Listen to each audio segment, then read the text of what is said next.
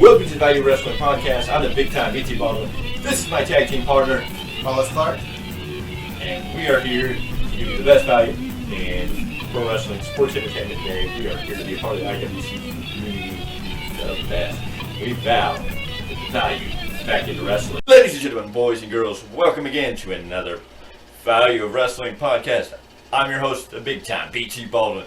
This is my tag team partner. I'm Wallace Clark. And we're here to give you the best value in sports entertainment and wrestling today. Lots and lots of stuff to go over. It's just going to be a review of some stuff. We're going to touch bases on what's happened in WWE this week. We'll quickly go over some of the stuff that we saw that came out of All Out 2020 by AEW. I don't know there was any big news coming in Impact this week. We are going to talk about some news with us and NWA Power. And some other news and reviews and comments and other things that we think are going on and other ideas that we've already talked about that we're just going to discuss. So, where should we start? Vince McMahon has issued that superstars are banned from third-party contracts. So, this is big news hitting the airwaves since a lot of wrestlers are on these multi-platforms and doing their own branding. I mean, look at Xavier Woods and everything he does.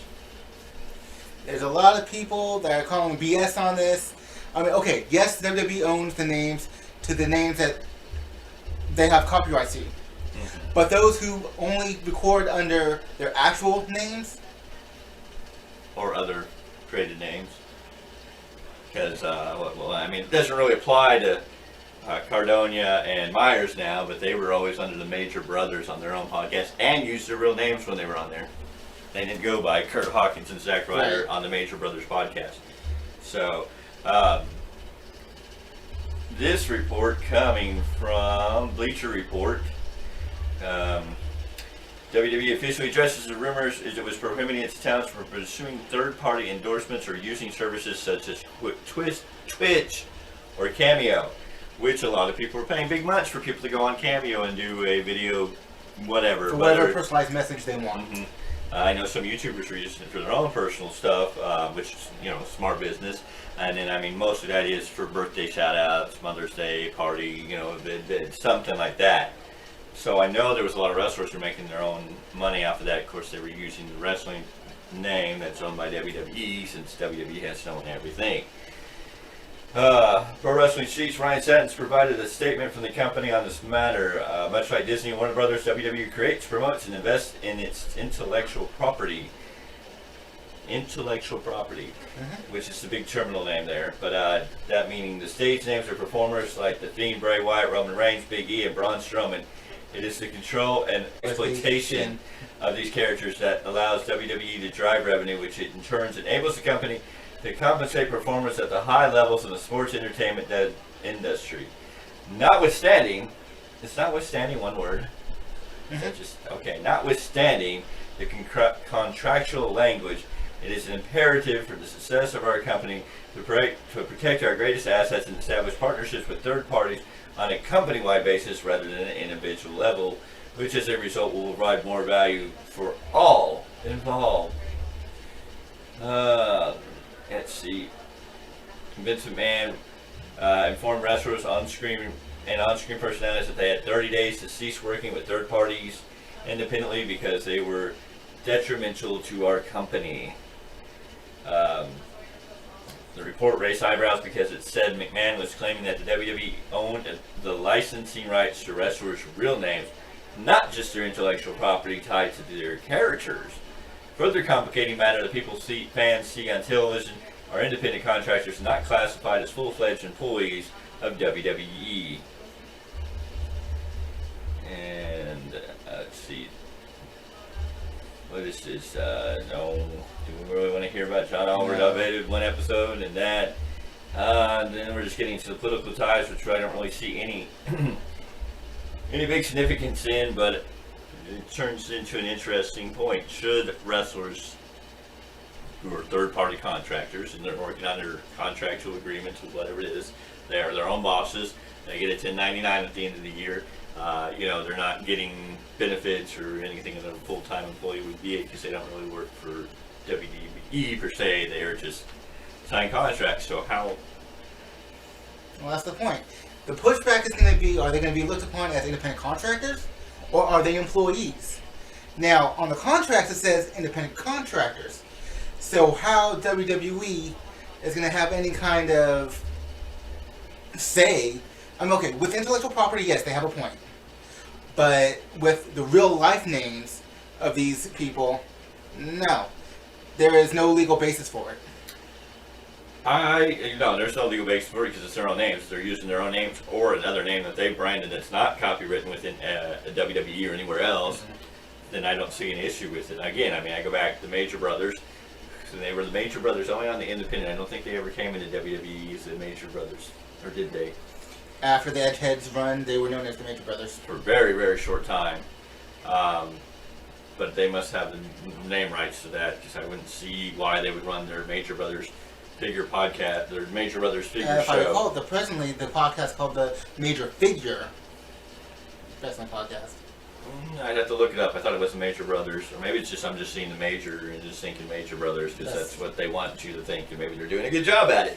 But other than that, I mean, up, down, down. Xavier Woods, but he doesn't use his Austin Creed. Yes, he does a spin-off of names, and then I mean they don't ever. Well, I guess they do use the wrestlers' names. I've seen a couple episodes where they're like, oh, Seth Rollins, and I mean they use alias names or tag names online when they're playing the games. Mm-hmm.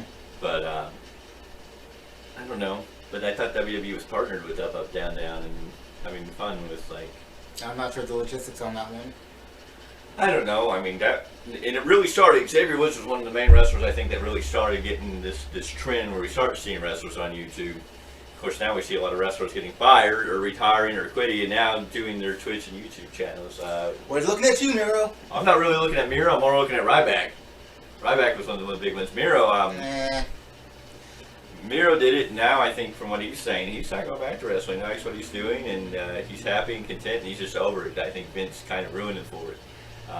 And his show, I think Miro's a little entertaining. Ryback to me is a little over the top. And yeah, it's like he just doesn't do much for me on. His interview show just doesn't do much for me. I liked him better as a character on WWE TV, and that's even when he was being booked bad. Oh yeah, no, I think I don't like him on a podcast. Who else? One of the great ones is, of course, James D. Cornette's. His podcasting is wonderful. I mean, it's just funny to listen to him talk. And Jericho, of course, he's AEW, which is not going to affect the WWE, but he does his own podcasting into his show. Hey, even Colt Cabana's bringing his podcast back. Yeah. One of the originators in professional wrestling. I wonder where that makes Booker T stand. I know he has like a radio show and then he wrestles, but I think he also has like his own little podcast too. He does, but if you listen to his stuff, I don't really listen to clips, but he's very pro WWE. Well, I understand that, but if he has a Twitch or a third-party platform where he's doing these podcasts on, and we know he's under WWE contract, maybe not as a talent. Yeah, I think he's under a Legends contract, I believe. Yes, but he's doing commentating here and there, and then we see him at the big events. So, I mean, he's still under some type of legendary contract, so does it affect him? Or is there going to be levels of bias or workarounds that's going to say, well, this guy's, not really, since he's under a legend contract, he's not an independent contractor like a worker, and we're not really making that much money off his name, but they still sell Booker T stuff, I'm sure. If we went on the website and go to www.shaw.com and you have it. I think he's definitely throughout the WWE network with everything. For $9.99, yeah. With everything from WCW up to his WWE run, so. I don't know. I'm just kind of overall like, what does it matter? I mean, I get protecting your intellectual property. Your property and that idea, but if they're not using that name, then why does it matter? And why wouldn't they want the brand name to be out more? You got me. To me, I just see this as Vince McMahon wanting to control the narrative on every little detail. Yeah. Well, I don't know. They killed kayfabe a long time ago, so it's like, what does it matter anymore? We all know.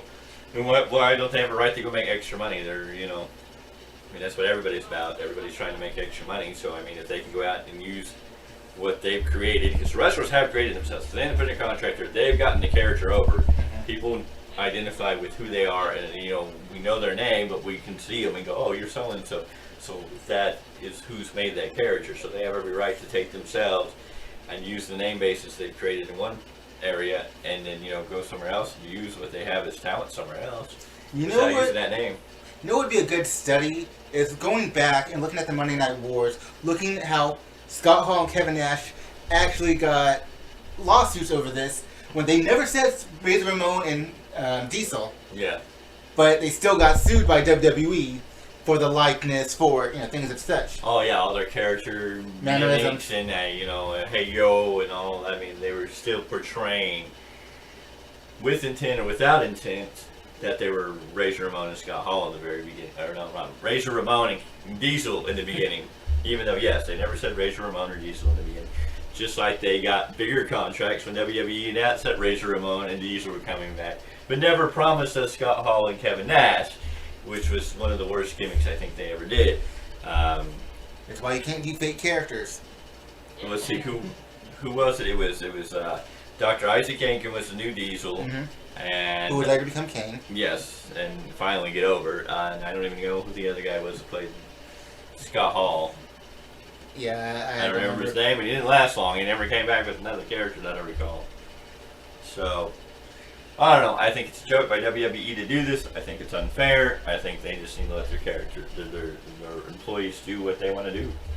As long as it's not negatively affecting the company. Of course, I could see if they went out and did something on their channel and it reflected bad in WWE coming on the term and going, hey, you're going to have to take this down. Yeah, because then they have the PR problem. Yes. But the thing is, as long as they're not doing it on WWE's time, why should they have a say in it? Well, I guess they're under contract 24/7 type of idea. Maybe that's the loophole they're going to use. Mm-hmm. Or you're under your contract for always, blah, blah, blah.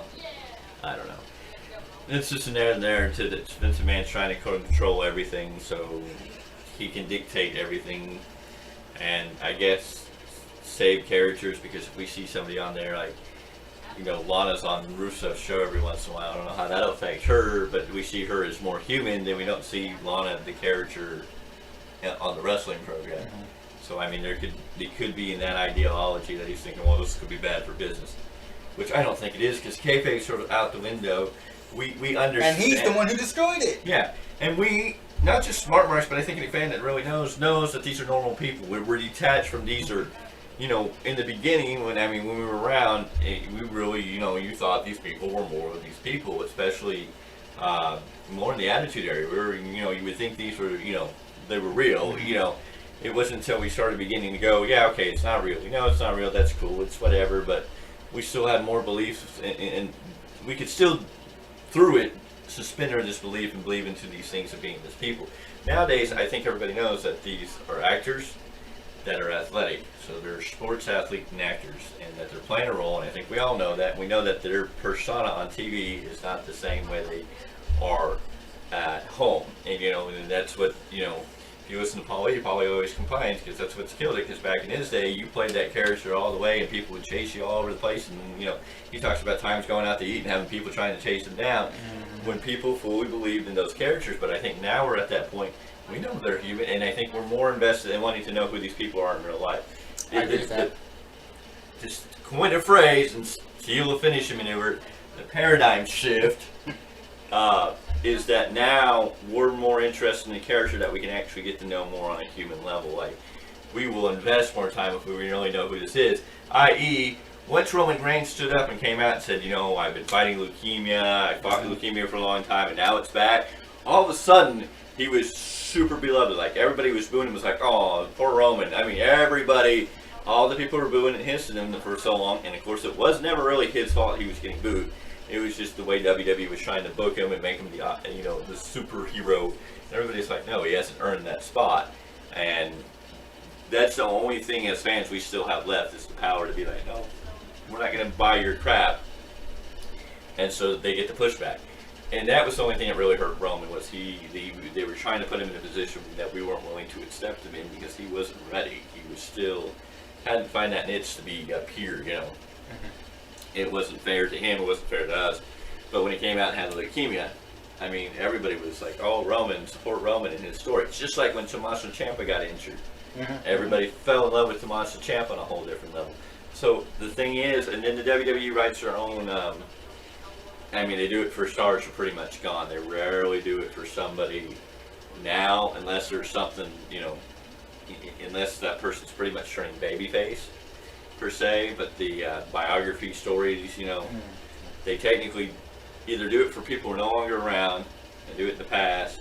I mean, they did a real good one from Nigel McGuinness. It was shorter than some of the other ones, but it was really good. But they're showing the human sides of these guys. Now, usually they don't do it for a heel, and they don't do anything. And I mean, they didn't do anything for The Undertaker until now, until he's finally done and brought that human side, we understood it. So, I mean, I think it's going to be hurtful in the big thing, because I think people want to know who the wrestler are. We want to know more about you. We want to get to know you, and this is a new avenue to get to know them. We want to be as invested as possible as we can, and you can only really invest in the human being. Well, because we know it's all kayfabe, it's all fake, and we want to know who these characters are, and we're a different way than being this is the good guy, this is the bad guy. Traditionally, you're going to cheer the good guy and be the bad guy.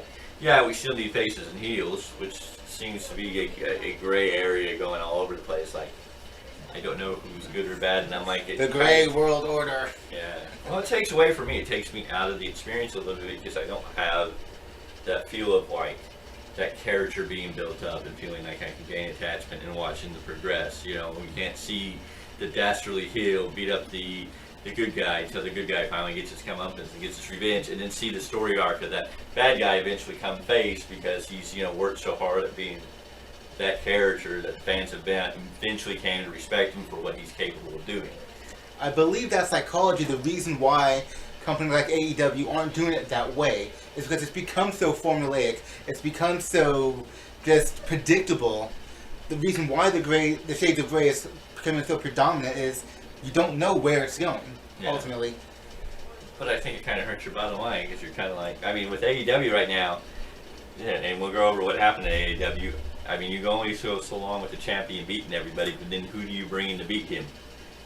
If you take a champion and make him unbeatable, then you've got to find a force that is believably going to beat him. I mean, you can't bring...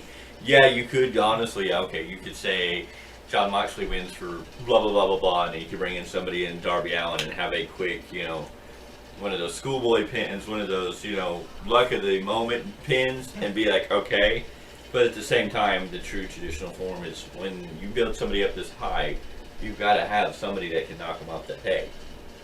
Eventually, yes. I think where some companies are going wrong is, like, you have that, like we were just talking about AEW, you have that champion that's going on a dominating streak, but you can't just make that champion. At the same time, you have to have other characters you're building to look in similar light, so they look like, hey, they can hang with the champion to possibly take him out. Yes.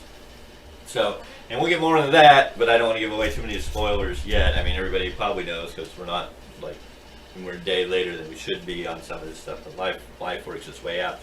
But let's go on with some other WWE news. So Brock Lesnar's no longer under contract with WWE, supposedly. I don't know if that's been updated. I know there's he's no longer under contract, and then they're talking about who his opponent at WrestleMania 37 is going to be. I know they talked about this is pretty normal, that Brock Lesnar's contract runs out, they butt heads until, eventually they come to whatever term or deal they are. And I do know that people are talking, maybe he's finally going to go to the UFC, but I do know he owes a huge fine and still has to get back into the USDA drug pool and retest, and there's a lot more in that, a lot more money to invest into doing that. So I don't think he is. I don't think he's going to AEW. Not unless you go back to what Moxley said on Scrum. Scrum, is that what that after show name is? It's a weird name. Well, not an after show, but they tend to do that, especially after pay-per-views. Yeah. I know that Moxley was asked a question about if there was anybody in his past that he wants that retribution or that redemption match with that person to, kind of come back and do it right. And he basically walked that fine line that there was people he would, but he can't say right now because of the situation. So, I think when we were talking in his past, we were talking not just AEW, but before AEW, and he go to WWE, I'm sure there's people he'd probably name off, and I wouldn't be surprised if he wouldn't be a big pusher for a Brock Lesnar match with him as John Moxley. Hashtag end of the line. In AEW, but And I don't know, maybe Tony Khan's a big Brock Lesnar fan, but I don't think Vince will ever let Brock Lesnar go. I mean, Well, if he actually is indeed a free agent, Vince McMahon doesn't have a choice. That ball is in Brock Lesnar's well, I court. mean, in the sense that the Vince McMahon's going to give Brock whatever he wants. I agree with that also. I mean, that's the keeper. I mean, he could go talk to AEW and see what they're going to offer, and Brock's going to. Hell, allegedly Randy Orton talked to AEW, but he just didn't resign with them. He never had the. From what I understand, he never had the intent. He just used it as a pawn display. Yeah, that's what I understand. From what I understand. And then Brock Lesnar probably does the same thing, but that's Brock Lesnar doing business, and Brock Lesnar's business for doing himself. Brock Lesnar's one of the few characters who really is who he is. I mean, that's if you don't understand that, go watch Brock Lesnar. He does not like people. How he lives on. If you've watched anything or read anything that he talks about, he owns a farm in South Dakota, and he said it's like a 5-mile or something crazy driveway. Now I know my grandfather you had to drive like 5 miles back on a dirt road to his entrance, and then he had another 2 miles to his house. So I mean, that's not unrealistic. But I know Brock Lesnar, I think it's like 5 miles or more. Just his driveway, like he is out. Like there is nobody around him, because he'll tell you. And I know if you go watch anything about Brock Lesnar, the person, not the wrestler persona, they'll tell you he doesn't like people. He doesn't like talking to people. It's even shocking to know he has kids. It kind of just makes you go, huh? He has a daughter in wrestling. I think that's what it was when I first thought that he had a kid. Yeah, I think he has a daughter in like college or high school wrestling. It's pretty badass. If I'm correct, I'm pretty sure. Maybe a son, but I don't know. I'd have to go back and look. It's been a minute. But he's very private. Doesn't like nobody, and so he's one of those few characters that's real. But yeah, he's gonna get what he wants. He may cheese around with AEW for fun and just get shot value because he loves pissing off the fans more than anybody, making them think something and be like, "Ha, fuck you." That's just Brock Lesnar. So no, he'll wind up back with WWE. Vince will give him whatever he wants. Yeah, if he wants to wrestle again, I definitely do see him back in WWE as opposed to any other company. Yeah, I can always see him coming in if Tony Khan wanted him to, or if John Moxley's like, yeah, I want Brock Lesnar here, I want to do it my way. But again, I don't know. Tony Khan has the money. I just don't think he would necessarily pay it. I don't think. Well, no, I think he would. I mean, the name and the ratings he would get just from it, yeah. Something so short term. What does he care? He's got money. He has money, but Tony Khan's point is to make money. Oh, they're going to make money with Brock Lesnar there, yes. But they also got to remember, they have to look at it from a long-term perspective. No, I know. That's what I'm not convinced. I think the thing that would catch him is Brock would probably want more creative control than there would be allowing to risk. Because he has a lot of sway. I don't know if he has creative control, quote unquote, with WWE, but he has a lot of sway and gets to get it. He definitely has Vince's ear, regardless. So I mean, he's only losing when he wants to. Because if you go back to the Dean Ambrose Brock Lesnar match, Dean Ambrose said there was supposed to be a whole lot more to the match, and they were going to do all this stuff. And Brock said nope, and they cut it, and they wouldn't let him do anything. And of course, I think that's when he was going to supposedly go back to UFC and fight, so he didn't really want to get hurt. So I know he has, and I know that the only reason it was Brock who pretty much asked about bringing Goldberg, and it was Brock who decided to drop the belt to Goldberg. It was Brock's idea how a lot of that stuff Goldberg went down. It wasn't just Vince's idea. Vince had kind of had other plans, but it was Brock who wanted to do that whole go around with Goldberg and wanted Goldberg to look that strong against him. So we have you to blame, Brock. Thanks. Well, it's just Brock wanted it that way, and Brock's kind of chosen who he wants to get in there with to do what he wants. So, I mean, if he goes to AEW, they can give him the same leeway. And then if he does, I mean, he's not going to go to AEW. He's never going to leave WWE. Yeah, Vince is going to pay him whatever he wants. I agree with that. At the end of the day, Vince will be push and shove until that bottom line comes down, and then Vince will pay whatever Brock Lesnar asks. So Brock will be back. SmackDown. Big story coming out of SmackDown. I hate to say I said it, but I said it. You don't hate to say it. Liar. I said it. I called it. Bayley was going to turn on Sasha Banks, and then we were going to get poor babyface Sasha Banks. And I'm kind of like Nia Jax and Shayna Baszler. I don't care. But the partnership ended between Bayley and Sasha Banks this week on SmackDown as Bayley brutally beat down Sasha after they lost. So, And she worked over her leg, was already injured, so I don't know if there's more to that. I don't know if she's hurt it again, and this is part of the storyline, let her go recoup or heal or what. And this will be the second time, and I don't know how long since. Did she? No, it was WrestleMania last year that they left, right? That Sasha Banks left for a long period of time. It was after WrestleMania. Yeah, because they lost her belts, and she wasn't happy about it. And then she came back with blue hair, and was supposed to be this badass, and it died out again. And then her and Bayley got together, and everybody's like, "Oh, Bayley and Sasha are gonna have a match at WrestleMania. They're gonna break up." And no, it never happened. And then it was because then we got the women's tag team titles, which has really been nothing except. I won't say nothing, but it wasn't. It hasn't been up to what it's supposed to be. No, it hasn't reached its potential. And then in a company where you don't have as many women, and you don't have that many tag teams, why do you break up the Iconics, which is like one of the few women tag teams you have, and then two women who can know each other and work well together, bounce off one another, and make the thing work? Like, I don't see, unless Peyton Royce is about to be out of contract or giving notice, or she's about out as I understand it, Vince McMahon looks at Peyton Royce as one of the next stars he wants to build as a single star. Yeah. Which the thing is when you watched Billy Kay and you watched Peyton Royce back in NXT before they became the Iconics.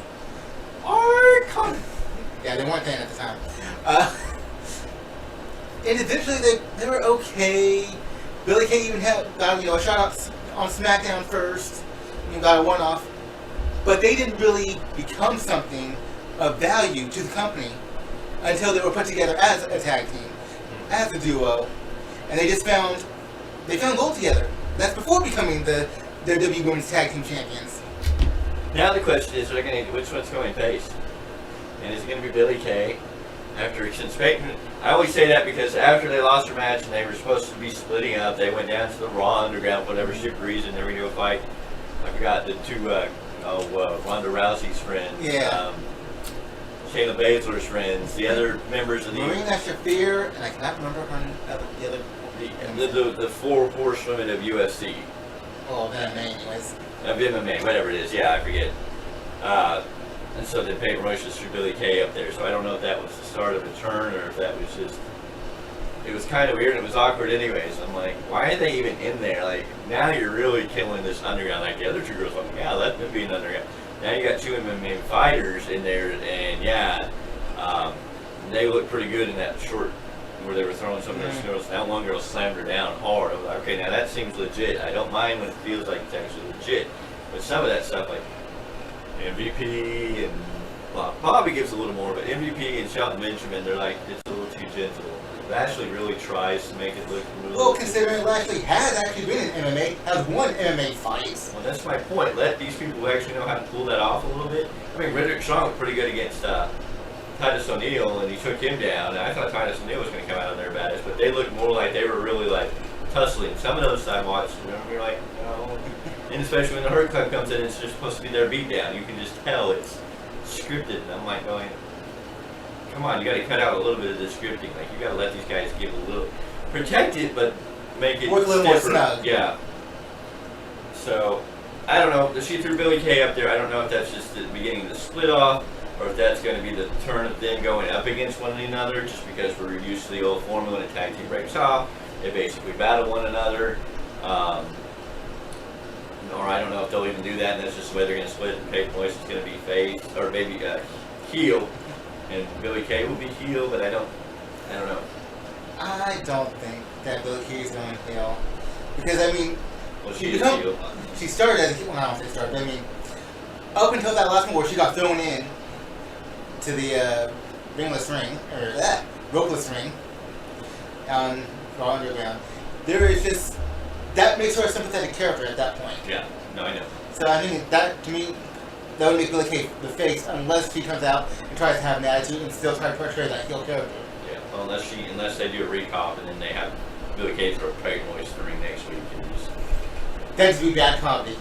Well, but it's Vince McMahon, and I can see him doing some dumb shit like that. So we don't know who's going to be what, and then they're going to keep doing it until they, and that's how they're going to build their feud because they keep throwing each other into the stupid ring, or I don't know. Even though they're supposed to be breaking up, but they're still hanging out. It's just stupid. They were good together. There was no point in ending their run at this point because you can't take either of them and put them in a position where they're going to be going for the title right now. They're not there. by any stretch. I mean, really, what Peyton Royce needs to do is leave. I just want to be with her husband.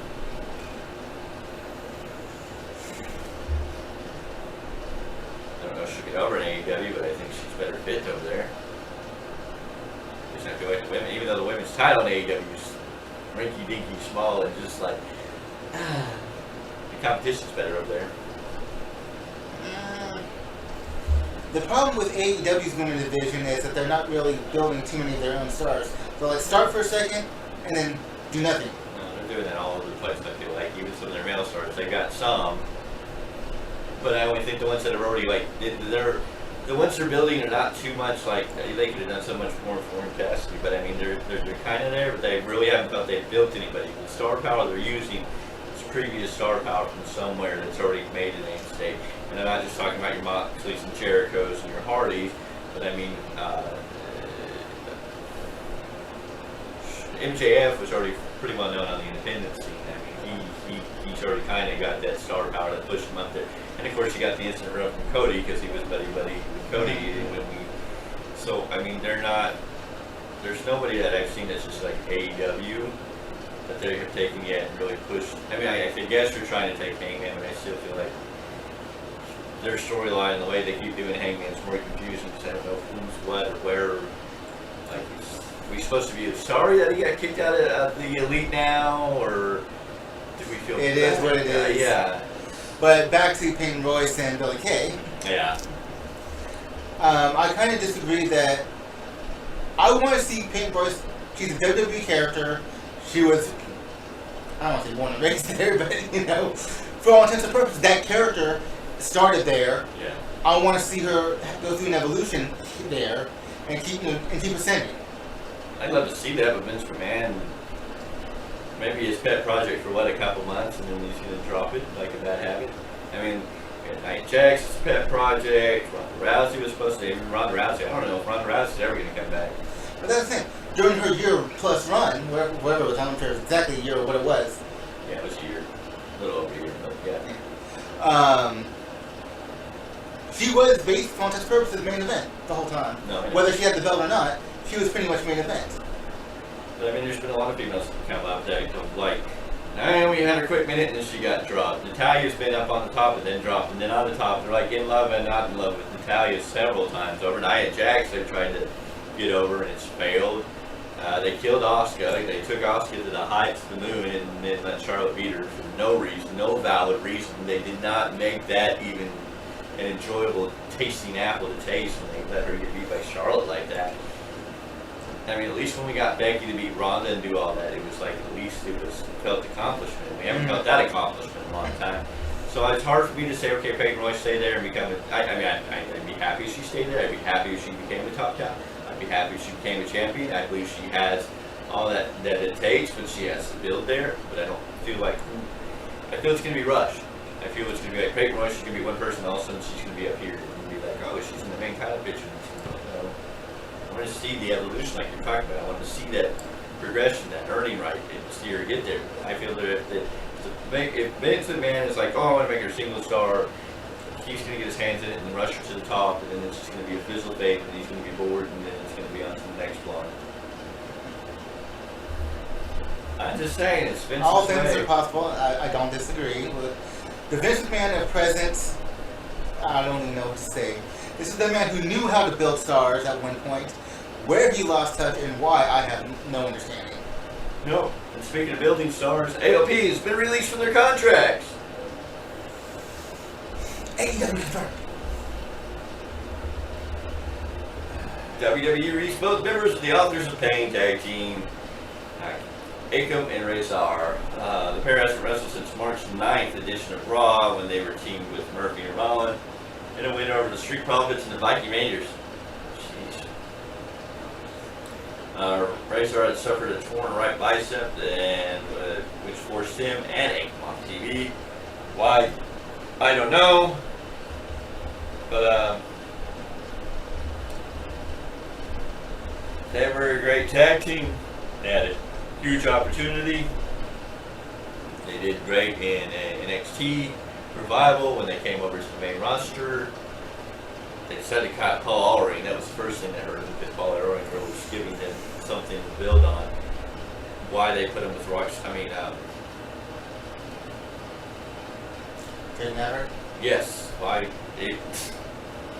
That hurt their image from the beginning. And I like Drake Maverick to an extent. He's a good Hashtag character. Rockstar Spud. Yes, he's a little entertaining. He can be funny, and he's great. And Rockstar Spud was one of the better characters. Oh, my man, Dixie. But him with AOP, it was just kind of when he went from Paul Ellering to having him manage him, and then he's trying to wear all their camo, and I'm just like. Yeah, it was too much of a change up. The word was not believable. And then they didn't do anything with him. And then they put him in the right spot. They put him behind Seth Rollins as he began this Monday Night Messiah gimmick. And it's like, finally, they're in a spot where they're going to be good. They're in a little stable. They can be built again. And then they get hurt. Now it's just like, no, we're done. So. I'm assuming they were just looked upon as too injury prone for the company to really invest. Because it was kind of like one would get hurt, come back, the other would get hurt, and they just kind of kept ping-ponging that way. Yeah. I don't know, but it's unfortunate. They're gone. I don't know what'll happen. I don't know if AEW would be interested in it. It would bring a big team into AEW tag teams. I can't really think of a big duo in AEW. I think Blake and the Butcher are, good size, but I can't think of anybody that's And it's only Butcher out of that tag team. Yeah, and then you can go with Jurassic Express, and you got Luchasaurus, who's pretty tall and dominant as that part, but you really don't have that menacing, who could beat this tag team? So, done right, you can bring these two guys in and make them that dominant, oh crap. The most menacing tag team AEW has are the current AEW tag team champions, FTR, but that's because of skill, not size. Yeah, and we'll get to that too. Let's see here.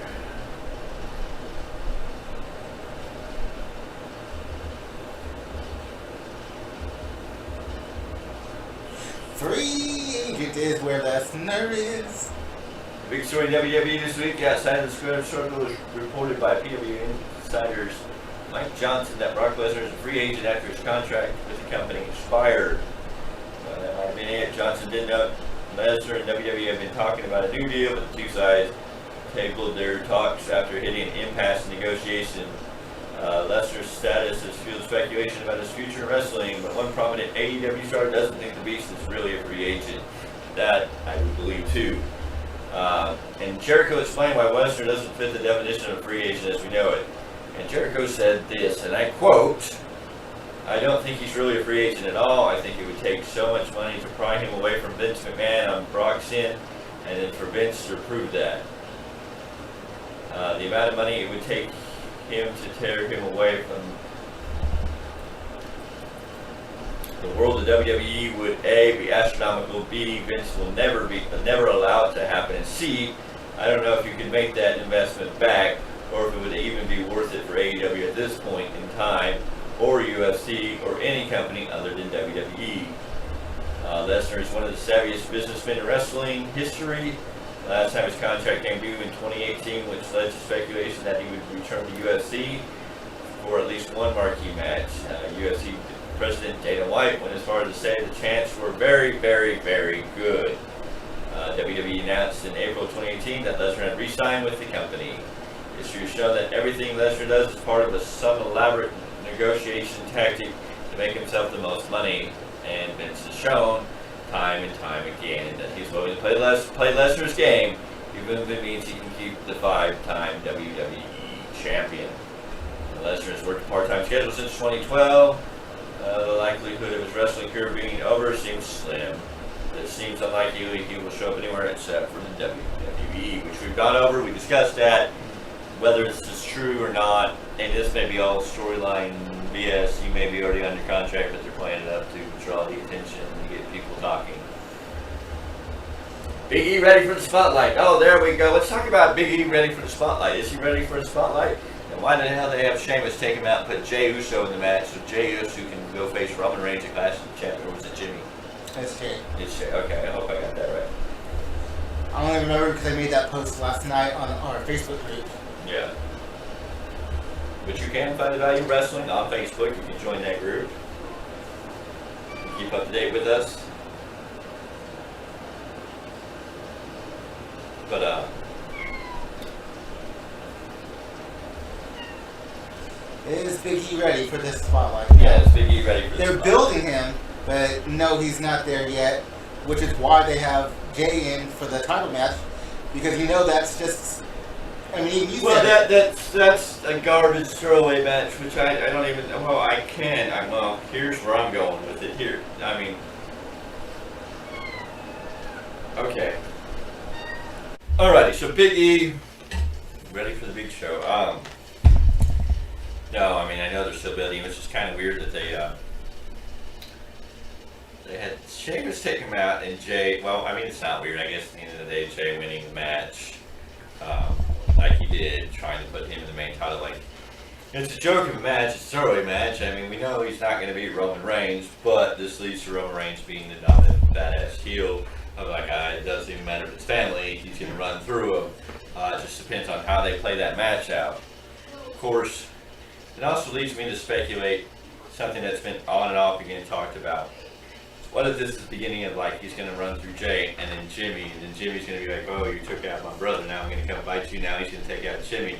And then how many other members of the whole family could you bring out to have him beat just to lead up to an ultimate match with Roman Reigns versus The Rock, Dwayne Johnson for the Universal title at WrestleMania? It's possible if they build it right.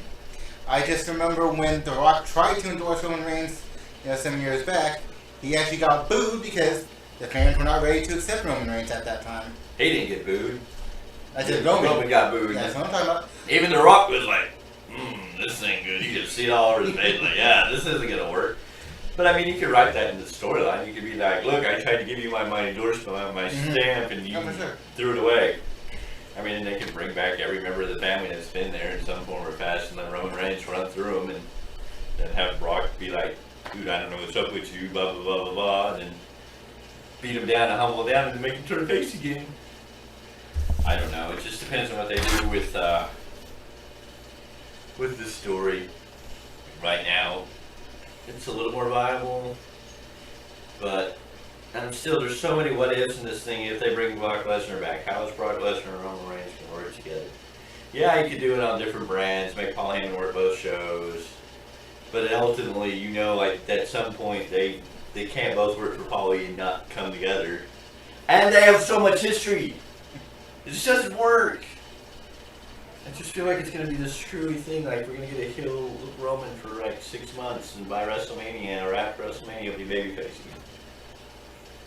I'm not even thinking that far. I'm too busy enjoying other companies.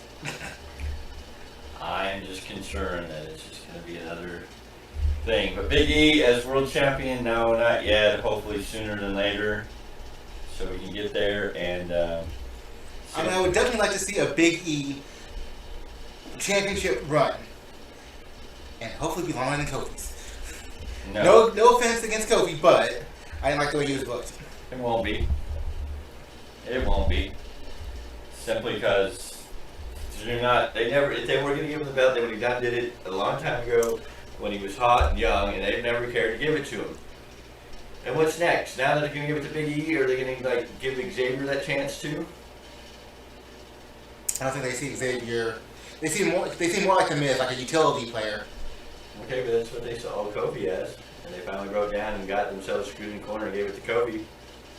And the only reason we're in this point of talking about Big E getting in is because both Kofi and Xavier are hurt, and they don't have anything else for them to do, and they had the whole Kofi storyline, and now they're trying to take that shine from Kofi and shine that spotlight on Big E. Like it's vicariously, instead of Big E earning it like on his own, it's like this passing of like, oh, I did it, now you should go do it. And it's like, no, because this guy's got more talent and ability to do it on his own behalf than to be like getting a rub because of Kofi.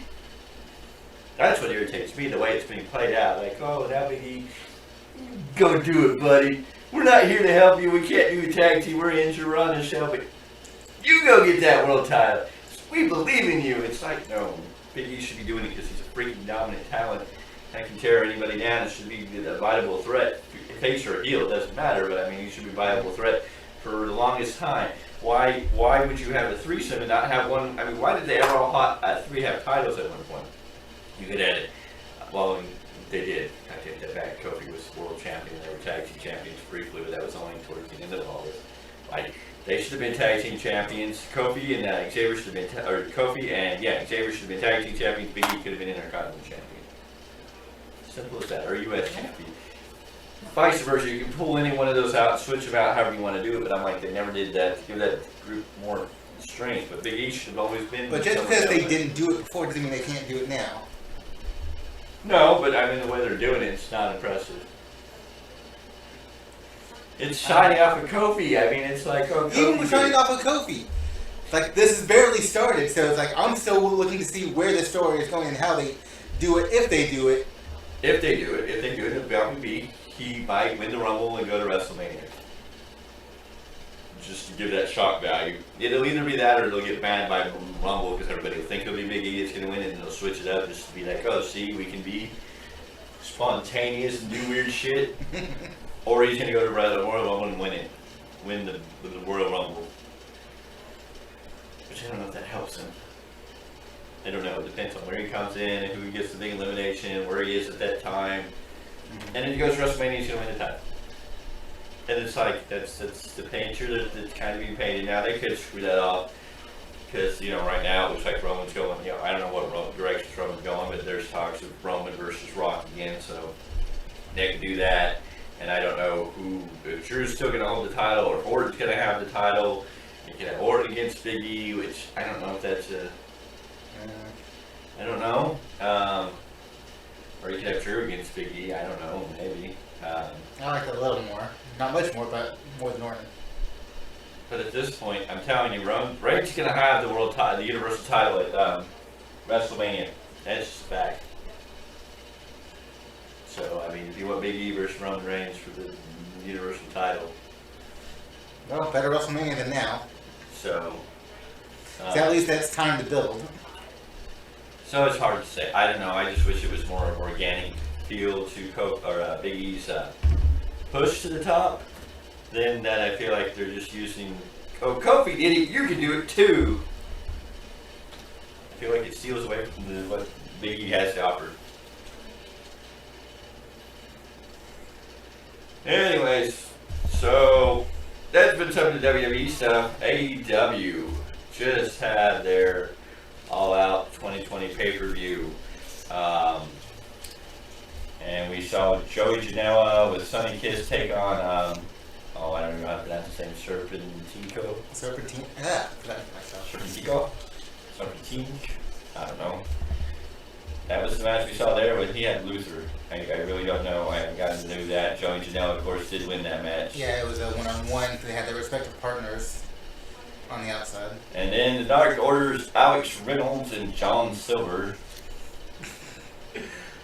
Can't even say his name without just wanting to shake my head.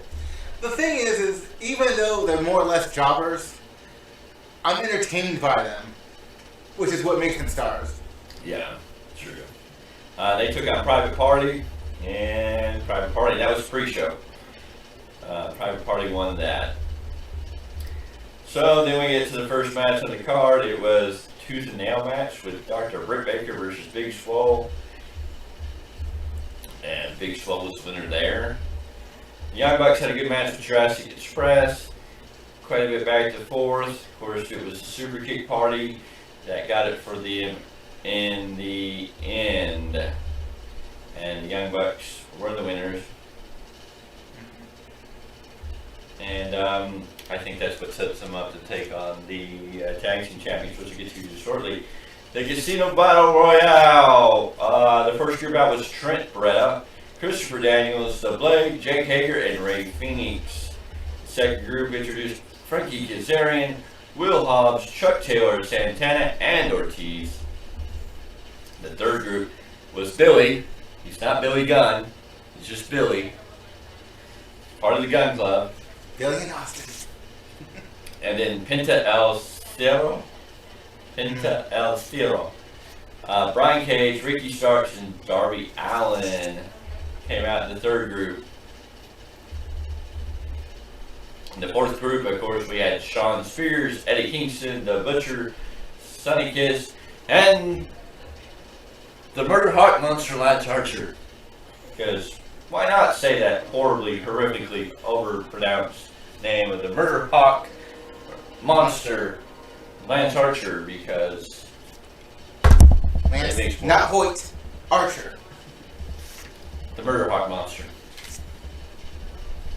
I think a Murder Hawk would already be enough of a monster. I don't get what that, I think it'd be pretty scary. A Murder Hawk?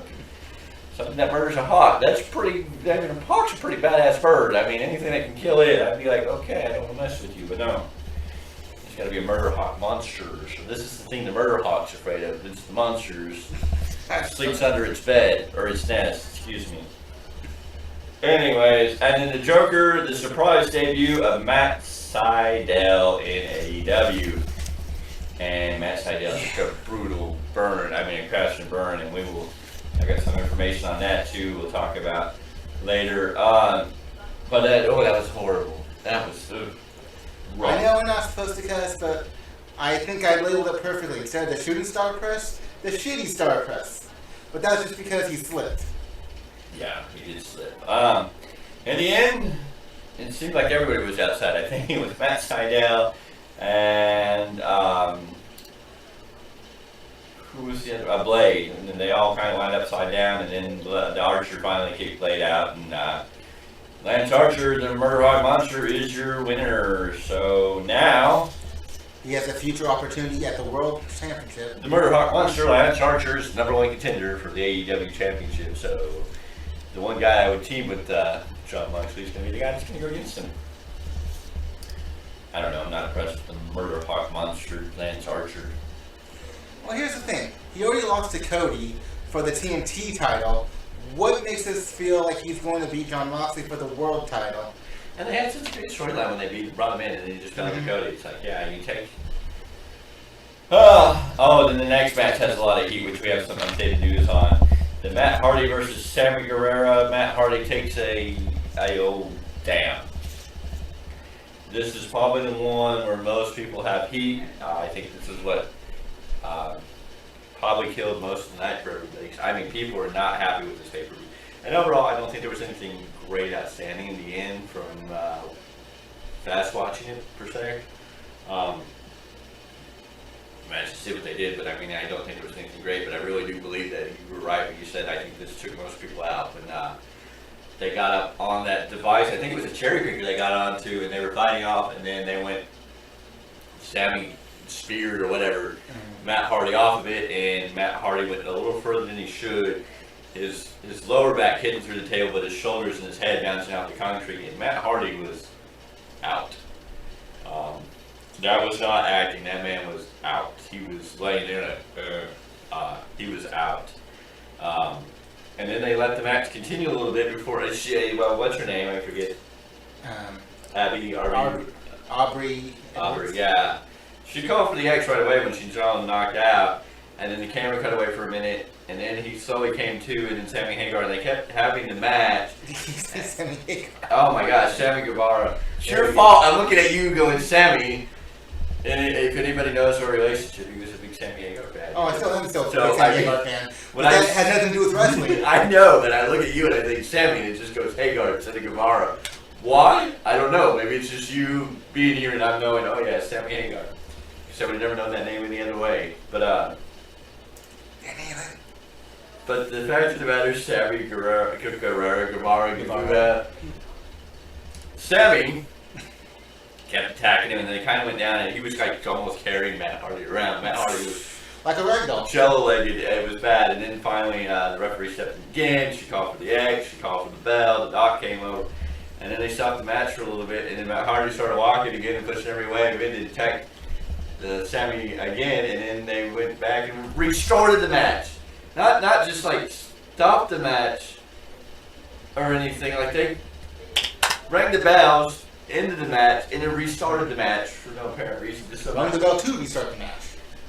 I don't know. And then they had a horrible ending as Matt Hardy went over and knocked Sammy off the trellis thing they were climbing in. Yeah, we call that thing. Horrible match. Sorry, we're not in production, so. It was just a bad match. It did. I don't even know. Matt Hardy may have won, but the fans lost that match. On top of any injuries Matt Hardy could have gotten from it. Which we will discuss here shortly, because there's information there, because he did get rushed to the hospital after the show. I'm not your chew toy. Sorry, there's a dog. We'll cut that. Okay, the next match is for the AEW Itty Bitty Women's Championship, because it is itty bitty. It is like, I mean, the NWA title is bigger than the AEW title. Not by much. Not by much, but I mean, it's like, but they only have that little plate in the middle that's like, you know, woo, I'm just like, it's not impressive. Why are women's titles not as impressive as the men's? And why aren't they bigger, or like stand out? Like these little things are just not. It's like an Impact Knockouts title. Yeah. Decent size. WWE Women's Championships. Pretty good size. What is it with the NWA and AEW and their women's titles? I don't understand. Or even like Stardom. Yeah. Any of these companies that have long-standing traditions with a women's championship, what is it with the small titles? I don't get it. I don't know. It's hard to say. Sorry if I'm looking distracted. We got a puppy dog here, so we're kind of watching him. And we're going to cut for a minute. Sean, you need to take him out. Oh man, again?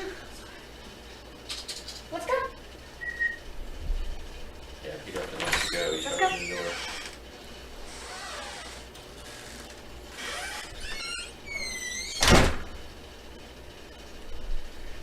And then we'll return here shortly. I guess we'll just wait for him to come back in. Hopefully it won't be that long. So we'll have to cut it. Go back to what we're doing. Again, what time is it? 9:55. Not too bad. Not too bad. Well, we're at an hour here, so I guess we'll wrap this up here shortly. And then we'll start looking at wrestling stuff. And the thing is, I have to actually watch it full blown again when I edit it so I can see where the cuts are. Oh, yeah.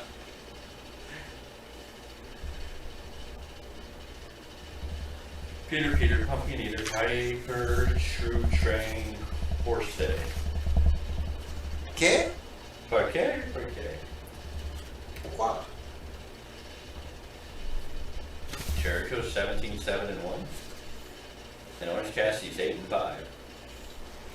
Moxley 16-0 and MJF was 8-0. So now Moxley 17-0 and MJF is 8-1. Hikaru Shida 16-1. The Dark Order is 0-0. So which members? Just Dark Order. They usually list. Well, AEW usually lists them. King Omega's already 21-4. Jeez. FTR is 7-0. It is telling me how many Matt Hardy's having Guevara. Young Bucks and Jurassic Park are about 63. Interesting. Interesting.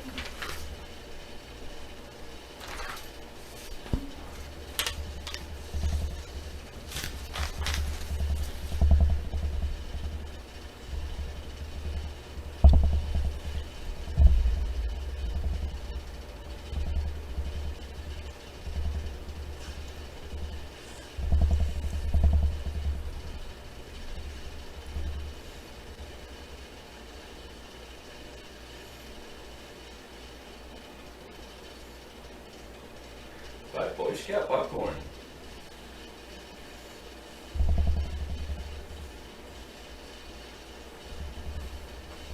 So you too can get violated by a Boy Scout.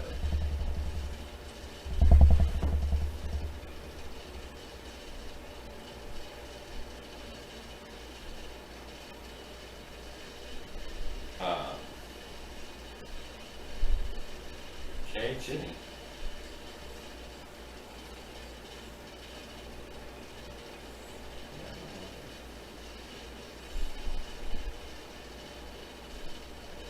I guess I should let the cowboy look more.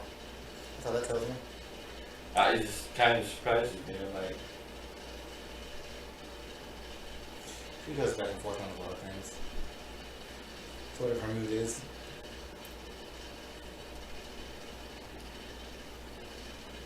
I almost posted a picture of me in my cowboy get up, but then I would be like, no, I don't want to send the wrong message right now.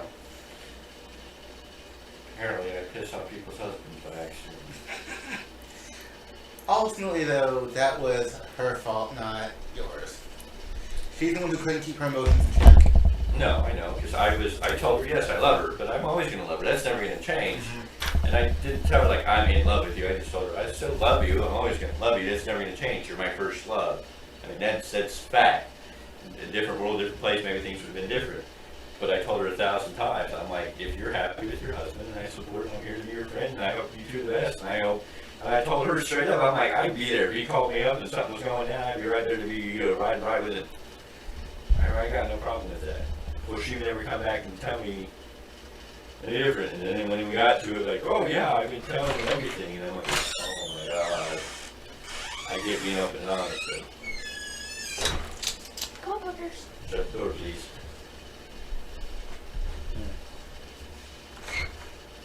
Thank you. Did you go to the bathroom? No. Okay.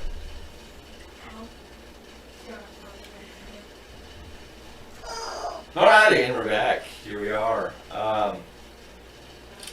So we just got done talking about the Matt Hardy Sammy Guevara match. So that's what it was.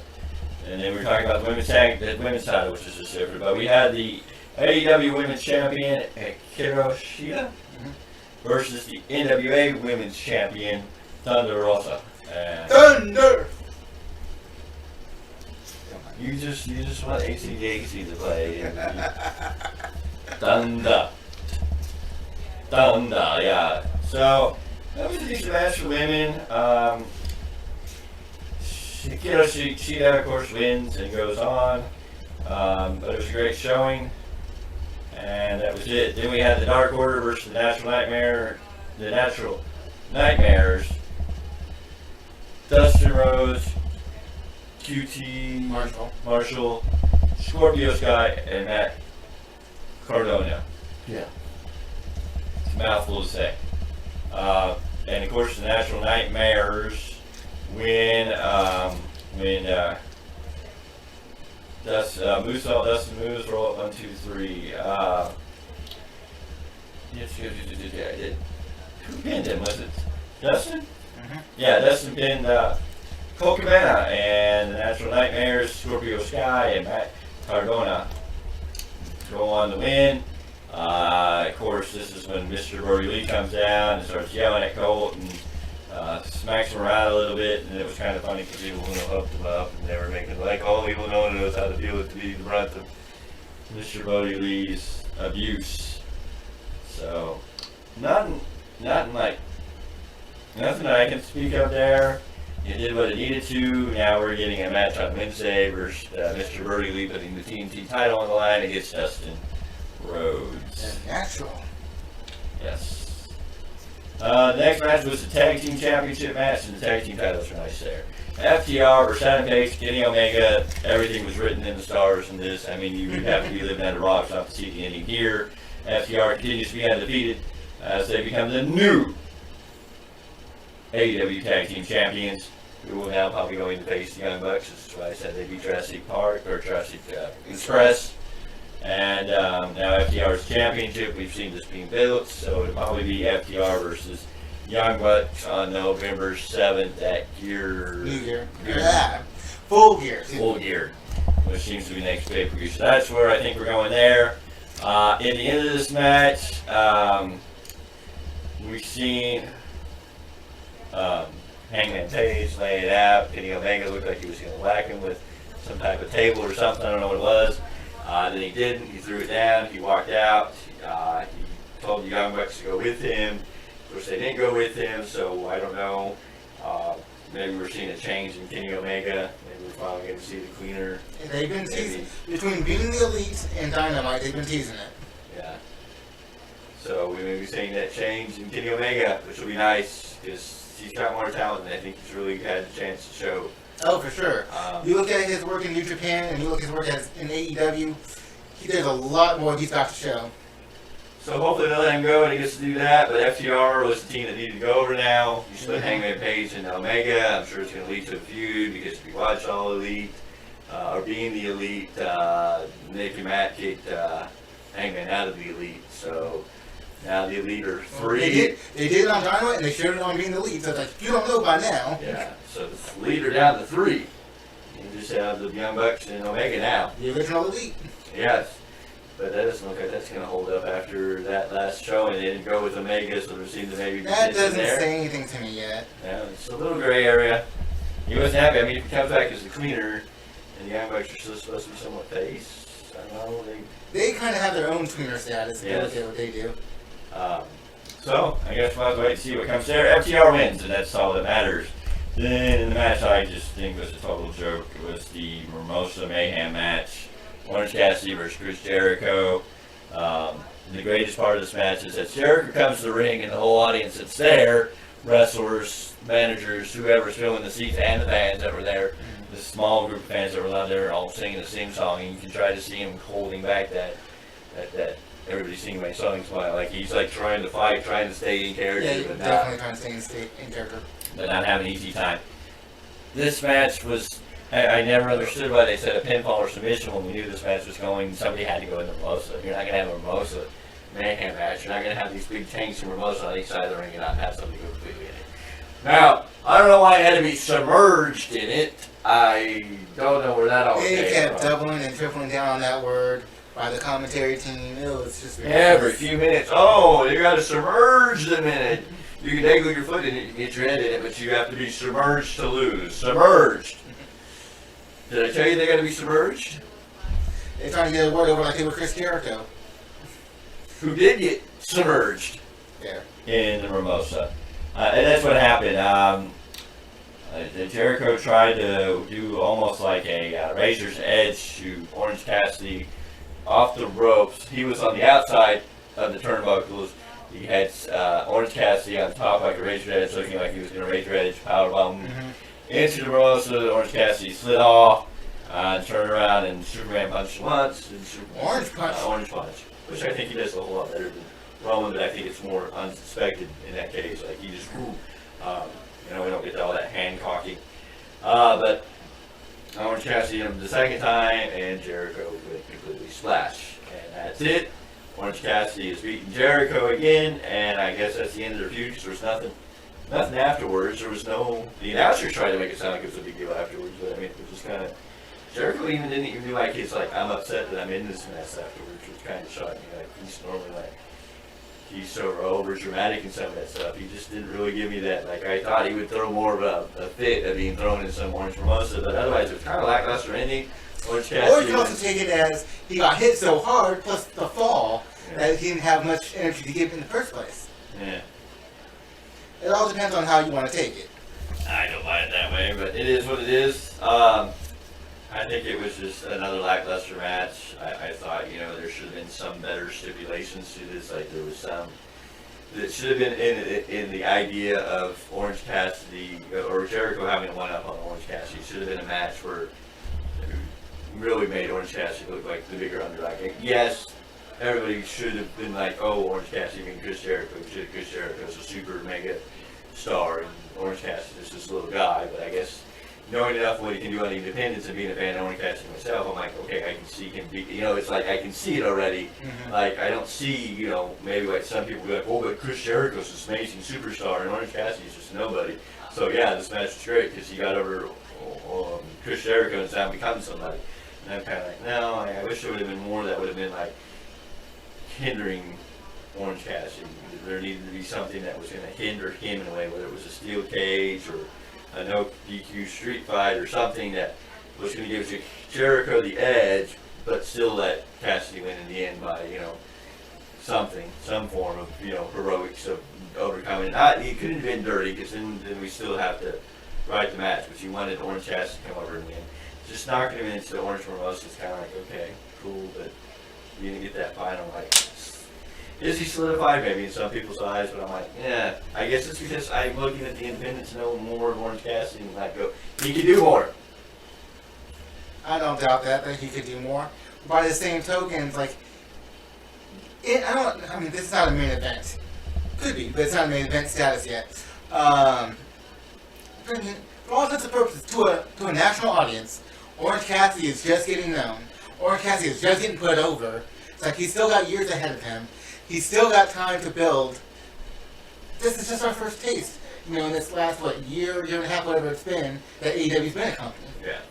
And they haven't been behind Orange Cassidy like that this whole time. No. It's been a slow grind, as far as his character, and now as far as a wrestler.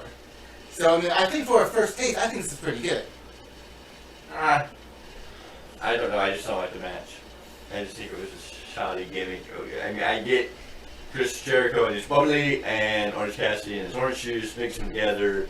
I get the ideology. I just don't think it did anything for me to say this was the final of the squash match. Like, this was the match that ended the feud. Which I'm assuming this is the end of the feud. We don't know. Let's be honest. I didn't really get any vibe that there would be anything else beyond this, but maybe there is. Maybe I'm just thinking this is the end of it, and there's going to be another one, and Jericho's going to come out in Dynamite screaming about getting dumped in it. Why they would want to continue this feud, I really don't know. I don't know what else you can do in this feud. I mean, you come up with several things, but I don't know if you continue, how much longer you're going to go. Because, the ideology and the theories, you would have to have Jericho come back and beat him some weird way to set up the fifth match. Because you need to have the even match status between the two, so when Orange Cassidy finally gets that final upcoming. I guess you could have Orange Cassidy beat him again and just have Orange Cassidy be the guy that Jericho can't beat now. He beat him once first, but, Orange Cassidy's one of the last two, so it's kind of, you could go that way, but I think this was a blow off. I think this was the end of the feud, and I think it was lackluster for a feud-ending match. And if that's the way you feel, that's the way you feel. I don't agree. But we're each entitled to how we feel about it. Exactly. And we can still get along. Isn't that amazing? Finally, we had the AEW Heavyweight Championship match. MJF versus Jon Moxley. Good solid match for both guys overall. Won't call it. Well, this guy said it was a great fucking match. I don't know if it was that great. I think they both did their part. Well, let's be honest, we also sped watched this. We didn't watch it in its entirety. Yeah. So, I really cannot comment on it as a full match. I thought it was interesting, but here's where I actually expected a little bit more. Just watching MJF's, the way he works, is inside of AEW, let alone, before in the independents, let alone in MLW, which I did also get to watch. But just watching his AEW work, I think he did good. But I guess I was expecting a little more, I don't want to say brawling, because, that's more Moxley style. Mm-hmm. But just something a little more vicious. Not as technical as he was. Yeah. I don't know. It's hard to say. I think it's another match that ended. Moxley won. Still AEW champion. And MJF. And behind the referee's back with the paradigm shift. Yes. He did end it with the paradigm shift behind the referee's back. So I guess you can say that. Well, no, because now we're going to Lance Archer, the Murder Hawk, which is supposed to happen. We don't know when yet. Yeah, November 7th, they said that. No. One thing is, we don't know if that's when Lance is going to get that title shot. We'll be getting a future title shot. Okay. We had not. Well, I thought the way it ended there, they were saying the 7th of the next Gear Up is when Lance. They were promoting that Full Gear is the next major pay-per-view. So. They did not say that's when Lance was getting his shot, though. Yeah. They just said because he won the Casino Battle Royal, he will get a future world title shot. But it tells you where you're going to get a bit MJF against Murder Hawk.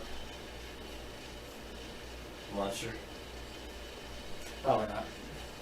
So, is this the end of Moxley and MJF then? Is this just like, because it seems like Moxley has one match with these people, goes on to the next person, which drives me nuts, because I'm like going, I get not repeating the story, we get tired of it with WWE where they just repeat the match. Of course, they do it 100 times, 3 times a week or something, it's like the same people every week, it's repeated the show.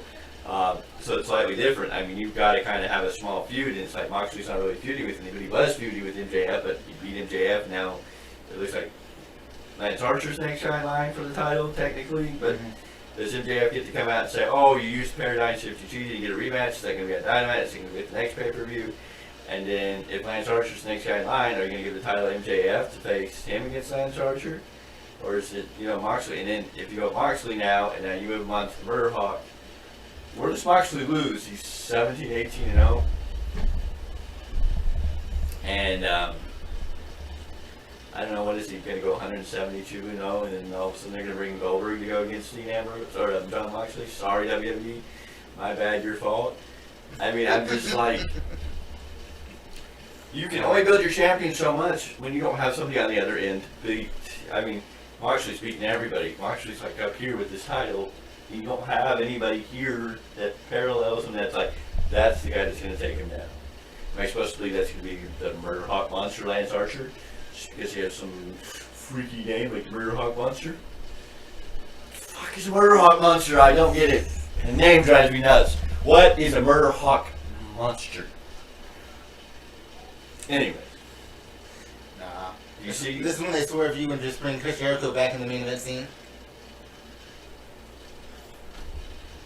It's viable. I mean, you can kind of get it. I mean, who's going to beat John Moxley? Tell me who you think could beat John Moxley right now. Right now? Right now. I can.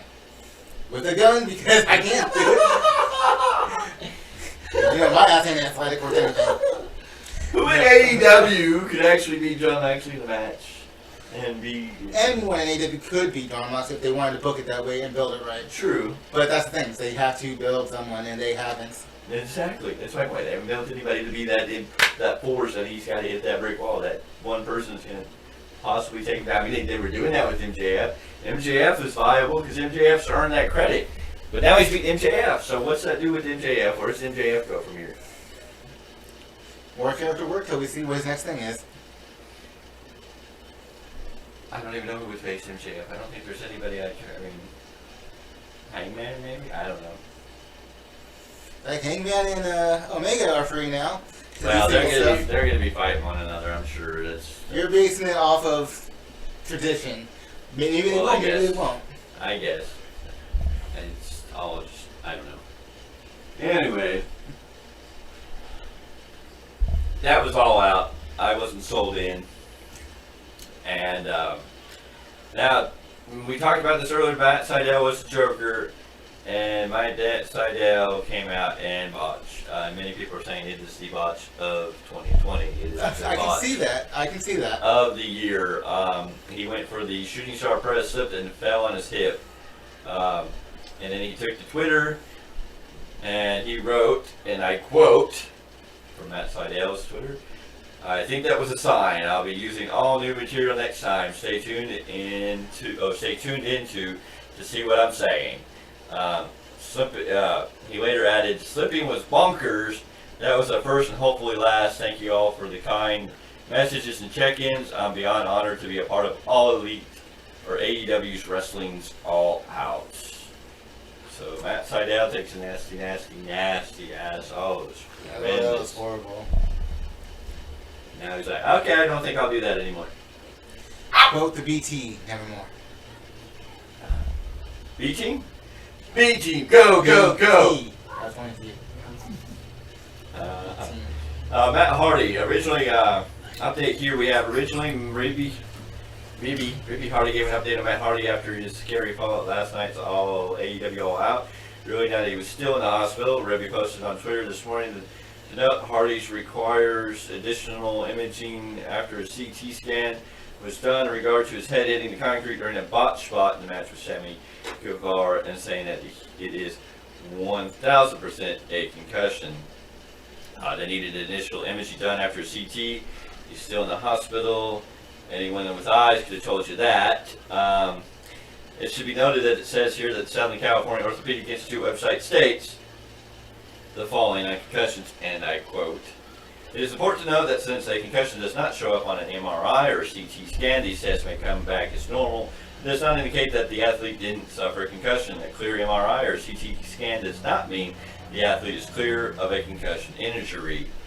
Further updated by Brian Alvarez, reported on Twitter earlier today that Hardy was doing a lot better today following his nasty fall at AEW All Out. Dave Messer reported that Hardy had been released from the hospital. Updated later, AEW President Tony Khan also shared a medical update on Matt Hardy via his own Twitter. Khan confirmed that Hardy had left the hospital, was now on his way home. Khan also stated that Hardy doesn't have a concussion, and I quote, "He doesn't have a concussion." Khan wrote, and I quote, "An update on Matt Hardy. It's great news. Matt's okay.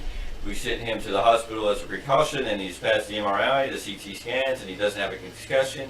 He's being driven home now. Matt will be at Dynamite on Wednesday night to thank you amazing fans for the support, end quote. And that was based on his comments. Matt Hardy will be at AEW night this Wednesday. Now, I've also heard it is a concussion, and Well, so who are you gonna believe? Wrestling news sources or his actual wife? yeah. Now, granted, she's also a former worker herself. So she does know if she I'm gonna wanted. believe what I saw. That guy Yeah, that's true. got knocked out. He has a concussion. But I am gonna believe my own eyes more than anything else. and the fact of the matter is, Matt and Jeff need to they need to quit doing Slow this. down. Yes. We don't need you guys to kill yourselves, especially you, Jeff, because I'm afraid, I'll be honest, one of them's going to die in the ring. I mean, it's just the way they go and the way they do things. One day, one of them's going to pull something, that's going to fall and hit themselves and knock themselves so bad that they're going to die. Or they're going to hit so hard they're going to knock themselves silly and they're not even going to remember who they're going to get like amnesia and never remember themselves again. I don't know. It's getting too much. We've already seen one person in professional wrestling die on pay-per-view. We don't need to see another. No. And that was a tragedy in itself. We just really want to avoid that. So, with that said, that was the review of AEW. That was a couple update notes. We are going to announce now that we are going to be watching the NWA United Wrestling Network / NWA. I forget. It's a live weekly pay-per-view that they start on September 15th. So starting shortly after September 15th, I won't promise it'll be directly the 16th. We will hope to try and get it to you as quickly as we can, but we are going to be watching those shows and doing a review and bringing you in NWA news and updates on what's going on over there. We do know that Nick Aldis will be facing Mike Bennett, formerly Michael Kanellis of the WWE, Maria Kanellis' husband. It was always Michael Bennett, thanks to Ring of Honor and the Kingdom. Yes, it's been Michael Bennett in Ring of Honor and in New Impact. New Japan. And also, you're right, Impact. So, yes, he was known as Mike Bennett. He is Mike Bennett. He has a great character. I love the Impact, the fedora, and that great look. And, I mean, he had a great character when he came to WWE. I didn't care that his name was Mike Kanellis. I mean, the way they used him and brought them out as the power pair and the old 80s retro music. It was great. It was awesome. They brought that out The one power time. of love. That one time, they brought them out together and made this whole thing, and I'm like, oh, this is going to be good, and they just shat all over it. And he wound up in the cruiserweights. How does Mike Bennett, Mike Kanellis, whatever you want to call him, wind up on 205 Live? Of all places. I don't know. Maybe we need to call up Austin Aries and see how he got there, too. Austin Aries at least looked like he could weigh that. Well, Austin Aries was viable, but that wasn't where he needed to be. Austin Aries was a bigger star than a cruiserweight. Yeah, It wasn't like he needed to be developed, and he had a great run in NXT when he went to the main roster to be thrown into cruiserweight. Hey, so did Pac, but, Neville, as he was known in WWE. But Neville was great, and even better when he went heel. They just didn't want to give him a chance. They didn't want to give Mighty Mouse a chance. But they want to give Divas a chance. So it depends on the bra size. Ooh, I'm leaving that alone. We're talking Vince McMahon. Well, that case, we're talking blondes then. Well, that too, but I mean, Bailey's gotten over it. The only reason Becky Lynch got over it is because she kind of just got that magic power and the fans jumped behind her and they couldn't do anything else to stop that. So, I mean, there's got to be something, because I mean, Vince is pissed off Ronda. Ronda's pissed at the whole WWE. I don't know if she's really pissed at the fans as much as she says because they're so fickle. I feel like she's working as fans when she's going against the fans. Yeah, I think it's more of a work because she was trying to go to heel, but I mean, I think there's a lot of heat between her and Vince because we haven't seen her return. So there's something there. Allegedly, she might start a family. Well, yeah, that's why she went away. She's still supposed to be under contract, as I understand it, and she went away to start a family, which is cool, more power to her, but she's got her own YouTube channel. She's got cooking with Rhonda and all this other stuff going on. They're on YouTube all the time now. It's totally cool. But I've read a lot of reports. She's mad at Vince. She's mad at the way stuff went down in the end. I don't know what you do to piss off Ronda Rousey. I don't want to piss her off. And especially since they treated her like Brock Lesnar. Yeah. There was that certain peripheral treatment that I wonder what could have happened behind the scenes because Something happened. Yeah. Yeah. Had to have. She hasn't come back. Hasn't given any reason to come back. So, I mean, give Divas a chance, but I mean, all the wrestlers they just shit on. And shit on. I guess it's just why it's so hard to get on it. Because WWE, I mean, I believe it when people say Vince McMahon hates fans. I think Vince McMahon truly hates. I mean, maybe not the casual fans, but he hates me and you. He hates us because we know too much and we call him on his shit, and I think he intentionally does everything he does just to piss us off. So we come on here and bitch about it because controversy creates crash. Eric Bischoff said it best. I'm sorry, he did. And controversy creates cash. So I mean, that's what Vince is doing, and he's doing his job well. But it's a damn shame because his ratings are dropping like flies because he can't create anything worthwhile. And then and then they're talking every time there's a show. He comes in the day of, cancels everything they already had pre-talked about, and is writing the show as the show's going on. And I don't know how people are working in that chaos. I don't know how anybody does anything. I don't know where you take people from there. I don't know how, when AJ Styles contract's up, does AJ stay there? I mean, I know AJ's like, I want to finish here. This is what I worked all my life to get here to. He wants to finish with WWE, but I mean, I know he has a good brother's mark in his ear, like you need to come back to Impact. We got a good here, and why wouldn't he? That's where his friends are. I mean, I don't know how long they're going to be there. I don't know how great Impact really is. They may be enjoying it for the moment because they got a lot of upper talent that just came back because WWE cut a bunch of people. Mm-hmm. So it's kind of like everybody's turned their heads that way now. Because Impact before that, it was there, but I don't think many people were like... It was maintaining, but was not on an upward... Yeah, and now they picked up these couple names from WWE, and now they got some people best looking at. If it's good, I really haven't seen any big change in the production that they're presenting. Yes. I think the production was fine for the last few years. They've been good at maintaining, they just haven't been able to get that buzz going. Yeah. Until, those who were dropped from WWE came over to Impact. And we have a new Impact champion. Eddie Edwards was beaten by Eric Young. Yes, sir! 2-time Impact champion. So, we've seen that happen. So, I mean, they're taking the buzz, and we know EC3 took off with the TNA World Championship. Hopefully they'll end that. But right now they got a little buzz. It will be interesting to see how Impact can hold that buzz. That's been their weakness. Wherever they've been, whatever iteration they've been in, they can get a buzz going for a little bit, but then they lose that buzz. Like they do these, you watch them, they did the peak, they had, the very beginning, and then they brought Sting in, they got a peak for a little bit, and that died out. And then they started getting AJ and some of those guys over, and they peaked a little bit, and then they brought in Hogan and that whole group, and they peaked for a little bit, and then they had Aces and Eight. It's like they do these little peaks, but they never the problem maintain. with TNA/Impact of the past is the buzz they would get almost always, except for Sting, almost always came from a former WWE talent. Yeah. Well, now they have a buzz. They didn't build their homegrown talent as well as they should have. And I mean, the fact that they even... Well, they did eventually a little too late. I mean, they did build Eric Young. I didn't say they didn't build them. I'm just saying they didn't treat them the way they should have been treated from the get-go. Yeah. And on top of that, whether it's Dixie Carter's fault or whoever in TNA at the time, the fact they allowed AJ to leave without giving him, decent money. Yeah. Not because, from the last I understood during that time period, the last contract was lower than what he was making at the time. Well, they didn't have any money. They were full of the other. It was really true. Vince McMahon almost bought TNA at that time. Almost. There's just powers that Dixie wouldn't do it at first. But lo and behold, she winds up on a WWE program a couple of times now for Jarrett and AJ Styles stuff.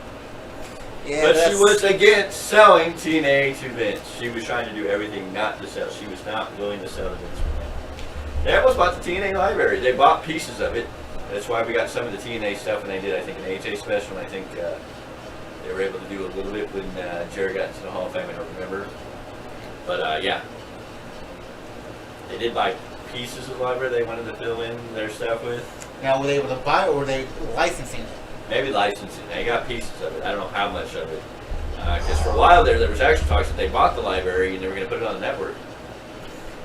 But then I remember talks of them trying, but haven't actually done it, finalized. I don't know about that. Nothing like that. No, Anthem. Once Anthem took it all, Anthem ran with everything.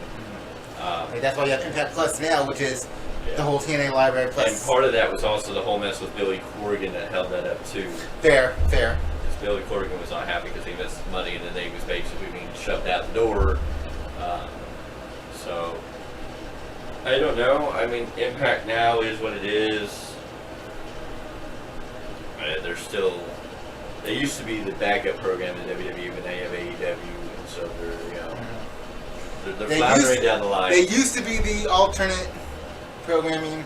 Now they're like third or fourth. I'm not really sure where yet. Well, they're third right now because somebody else is doing anything. I don't think Ring of Honor is back up yet, and NWA has completely returned. And even though NWA is probably NWA, Ring of Honor, Impact, AEW, and WWE. That's hard to say. Because basically everything under, you have WWE, AEW, and then everything else kind of depends on viewing habits and whatnot. Because, I mean, New Japan is still pretty big even in the U.S. Yes. But they just haven't got that big push over. They just need to get... Well, even Mexican wrestling is getting on U.S. TV more and more now. Mexican wrestling's been on U.S. TV, well, channels in the U.S., what I'm trying to say. Yeah. But it's getting more around. I mean, it's more pronounced than it might have been just like on ESPN at a certain time or on the Spanish channel at a certain time. Like it's getting on more channels, more eyes are on it too. So, anyways, is there anything else we need to discuss? Any other topics? Any other news reports? Discussion wise. So, I think that's it for this round. Well, we've got an hour and a half, so this is one of our longest podcasts. We really do hope you enjoy. If you do, go ahead and hit that thumbs up. I can talk, I swear to God. If you do like it, and not that squawking in the background, but if you do, if you did like what you watched, and you watched it all the way through, go ahead and hit that big thumbs up button. Then if you do me another favor, if you're not subscribed, go ahead and hit that subscribe button. And make sure you hit that bell for notifications because we're going to put out new content. We're constantly putting out content, sometimes together, sometimes separate. We're going to film other videos, other pieces, news sources, things that may come up. There may be a big, major news break that we need to get together and come on. Sometimes it'll be like this, where we're together. Sometimes it'll be over a chat. But we're going to bring you the best in wrestling news, sports entertainment news, information, everything else, because we value you, and we're going to give you the best value in wrestling. This has been the Value Wrestling Podcast. I am Big Time BT Baldwin. I'm Hollis Clark. And we thank you for watching.